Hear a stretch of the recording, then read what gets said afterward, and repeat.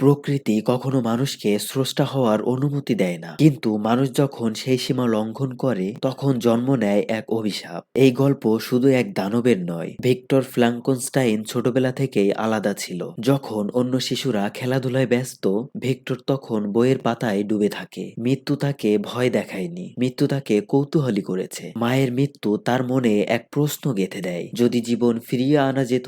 এই প্রশ্নই তার জীবনে অভিশাপ হয়ে দাঁড়ায়। বিশ্ববিদ্যালয়ে গিয়ে ভিক্টর আধুনিক বিজ্ঞান নয়, বরং বেছে নেয় নিষিদ্ধ জ্ঞান। পুরনো বই, অন্ধকারে তপ্ত মৃতদেহের গঠন সবকিছু মিলিয়ে সে বুঝে ফেলে জীবন সৃষ্টি সম্ভব যদি সাহস থাকে। সে সমাজ থেকে নিজেকে বিচ্ছিন্ন করে ফেলে, বন্ধু, পরিবার সবকিছু ভুলে যায়, কারণ তার সামনে একটাই লক্ষ্য, একটি মানুষ তৈরি করা। রাতের পর রাত ভিক্টর কাজ করে মৃতদেহের অংশ নিয়ে। হাত একজনের, চোখ আর একজনের, হৃদয় আরেকটা মৃত মানুষের। একটা পূর্ণ শরীর তৈরি হয়। এই দেহের সামনে ভিক্টর দাঁড়িয়ে ভাবে, আমি সফল হলে ইতিহাস বদলে যাবে। সে জানতো না সে ইতিহাস নয়, অভিশাপ তৈরি করছে। বজ্রপাতের রাতে বিদ্যুৎ শরীরের ভেতর প্রভাবিত হয়। হঠাৎ আঙুল নড়ে, বুক ওঠানামা করে আর চোখ খুলে যায়। জীবন জন্ম নেয়, কিন্তু ভিক্টরের মনে আনন্দ নেই, আছে শুধু ভয়। সে দেখে এক বিকৃত মুখ, অস্বাভাবিক দেহ।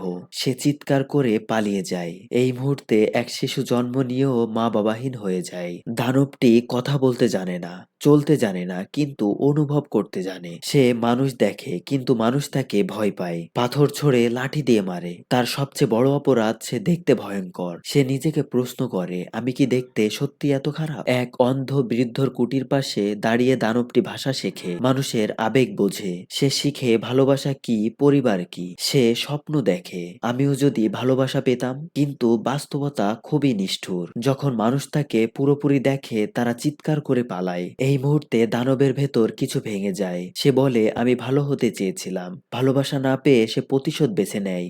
দানব ভিক্টরের সবচেয়ে প্রিয় মানুষকে হত্যা করে। প্রতিটি মৃত্যুর সাথে ভিক্টর বুঝতে থাকে সে শুধু দানব বানায়নি, সে ধ্বংসের বীজ বপন করেছে।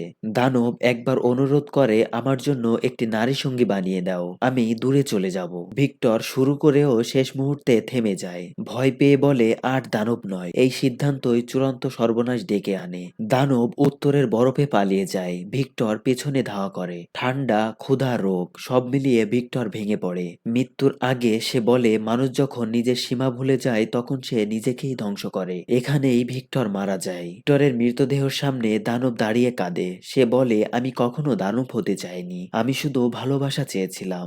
বরফের অন্ধকারে সে হারিয়ে যায়। শেষ প্রশ্ন থেকেই যায়, দানব কি সে ছিল, নাকি মানুষটা ছিল প্রকৃত দানব? ফ্রাঙ্কেনস্টাইন শেখায়, সৃষ্টি করার আগে দায়িত্ব নিতে শেখো। জ্ঞান যদি মানবতা হারায় তা ভয়ঙ্কর হয়। এই মুভিটি আপনার কাছে কেমন লেগেছে অবশ্যই কমেন্ট বক্সে জানাবেন। আর আমাদের চ্যানেলে নতুন হলে চ্যানেলটি সাবস্ক্রাইব করে আমাদের সাথেই থাকবেন। দেখা হচ্ছে পরবর্তী কোনো ভিডিওতে। ধন্যবাদ।